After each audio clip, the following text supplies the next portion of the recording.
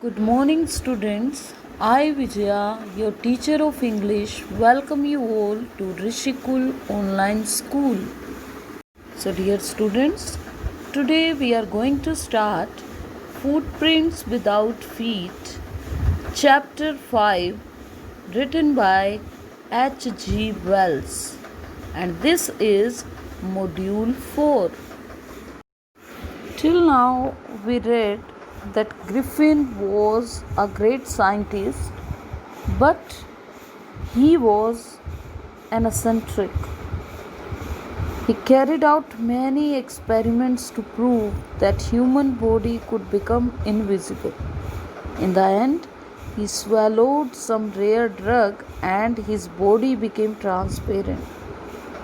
He was a lawless person, and now this lawless person, this brilliant scientist, Griffin, he arrived in village Epping. He wanted to get away from the crowded London. He came to the village, and there he booked 2 rooms in the local inn. And arrival of a stranger of such strange appearance became the talk of the people. Mrs. Hall, the owner, the landlord's wife, tried to be friendly with her guest, Griffin, but he told her that he didn't want to be disturbed. He wanted to be alone. She didn't mind his strange behavior because Griffin had given her cash. So let's read further and know what happens next. The landlord and his wife were up very early and were surprised to see the scientist's door wide open. Usually it was shut and locked, and he was furious if anyone entered his room. The opportunity seemed too good to be missed. They peeped round the room, saw nobody, and decided to investigate.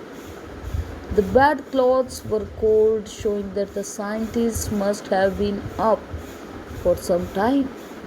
And stranger still, the clothes and the bandages that he always wore were lying about the room. Now, in this paragraph, what happened? While Mr. and Mrs. Hall, they found Griffin's door was wide open. Usually it remains shut. Now they got a chance to peep around but found nobody. They found Griffin's clothes, bandages were lying about. And then something strange happened. All of a sudden, Mrs. Hall heard a sniff close to her ear. A moment later, the hat on the bedpost leaped up and dashed itself into her face. Then the bedroom chair became alive. Springing into the air, it charged straight at her, legs foremost. As she and her husband turned away in terror, the extraordinary chair pushed them both out of the room and then appeared to slam and lock the door after them.